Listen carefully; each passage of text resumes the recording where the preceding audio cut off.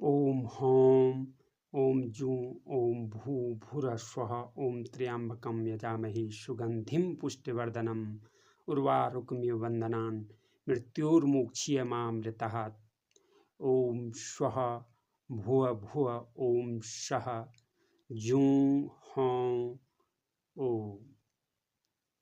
तो महामृत्युंजय मंत्र की व्याख्या के साथ एक बार पुनः मैं उपस्थित हूँ। सभी दोस्तों को प्रणाम, मेरा नमस्कार। तो सबसे पहले महामृत्युंजय मंत्र का अर्थ देख लेते हैं कि इसका भाव क्या है। हे भगवान, हे त्रिनेत्रधारी, हे श्रेष्ठ गंध से परिपूर्ण सदा शिव, पुष्टि तेज बल वीर्य और बुद्धि को बढ़ाने वाले हे देव, हम आपकी उपासना करते हैं। मृत्यु के समय आप हमें मृत्यु के भय से मुक्त कर दें। जिस प्रकार अप्रियतम प्रीति के बाद ककड़ी का जो फल होता है वो खुद को बेल से अलग कर देता है, उसी तरह परिपक्व होकर के पूरी तरह अपनी आय को भोग करके अथवा सभी चीज़ों से परिपूर्ण होकर के हम बिना मंत्रणा के साथ, बड़ी सरलता के साथ, बड़ी स्वाभाविकता के साथ मृत्यु के पास से छूट जाएं और हम जन्म और मरण के इस बंधन से मुक्त हो जाएं सदा के लिए, और आपके अमृत रूपी चरणों में आश्रय पाएं, परम पद को प्राप्त होवें और मोक्ष की प्राप्ति हमें होवे। जी मंत्र उनका थोड़ा सा परिचय करा दूं। ओम एक बीज मंत्र है जो निराकार पर ब्रह्म का प्रतीक है, शिवत्व का प्रतीक है। इसका औ सृजनकर्ता, उ पालक और मौ संरक्षक को इंगित करता है। हौं शिव का बीज मंत्र है जिसमें हौ शिव को, ओ सदाशिव को और अनुस्वर दुख हरणकर्ता को समर्पित है। होंग से अभिप्राय है कि शिव तथा सदाशिव अकाल मृत्यु जिसमें कि दुख, दरिद्रता और संकट भी समाहित हैं, से हमारी रक्षा करें। जूं एक विद्वेषण बीज मंत्र है जो सहस्त्रार चक्र को जागृत करने के लिए प्रयोग किया जाता है, जिसका जौ भाव को उ पालन और अनुस्वर दुख हरण का प्रतीक माने जाते हैं, और इससे अभिप्राय यही होता है कि हे पालक, हमारे भावों को पुष्ट करे। सह चंद्रमा का बीज मंत्र है जो भावात्मक सुदृढ़ता के लिए, यानी कि संवेगों पे नियंत्रण प्राप्त करने के लिए हम प्रयोग करते हैं।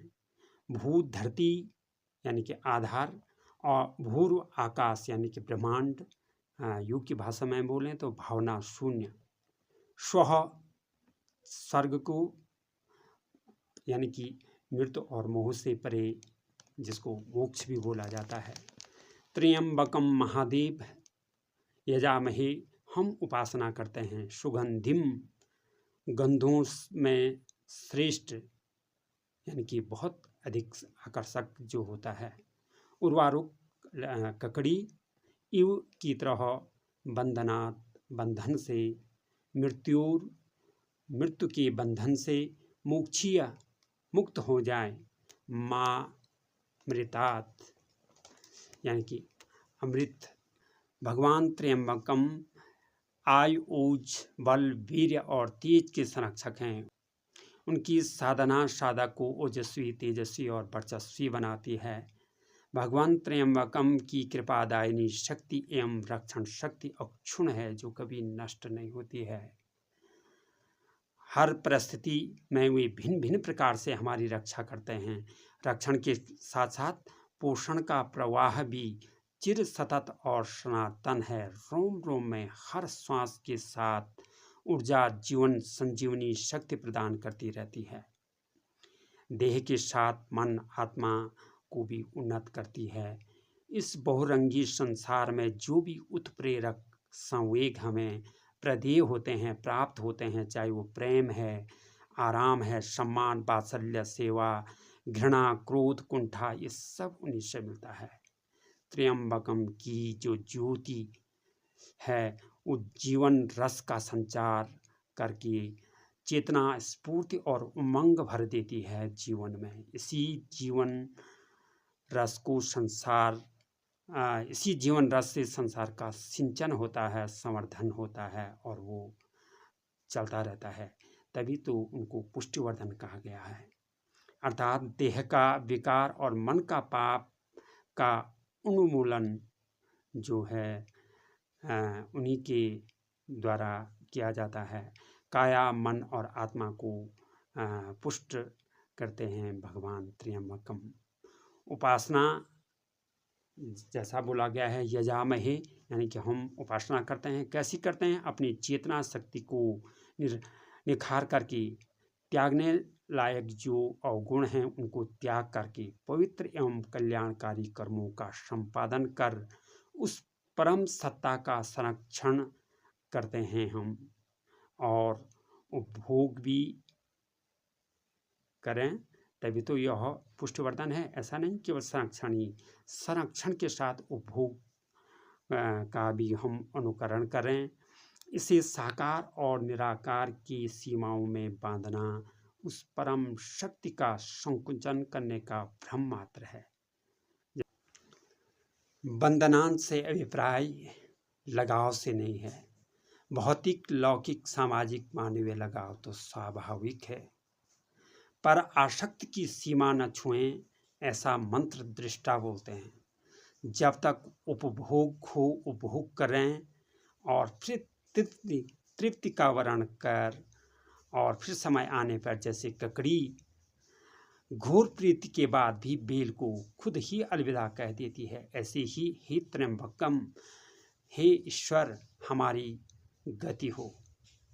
हम इन सारे बंधनों से मुक्त हों, जीवन चक्र से मुक्त हों और आसक्ति से मुक्त हों।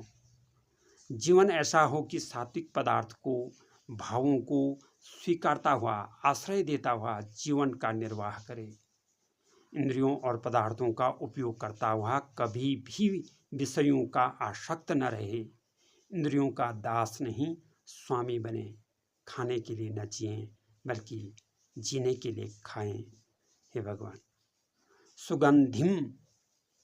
सुगंधिम से अभिप्राय प्राण शक्ति और परम सत्ता का अंश है। जो प्राण शक्ति है उस परम सत्ता का अंश है, उसी ईश्वर का अंश माना जाता है।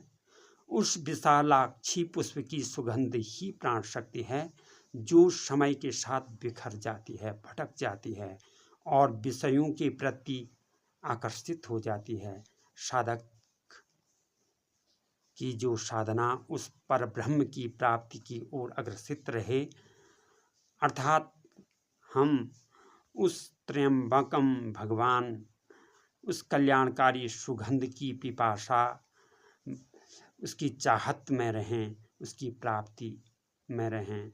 हमें ईश्वर की सद्गति प्राप्त हो, न कि सांसारिक मोह।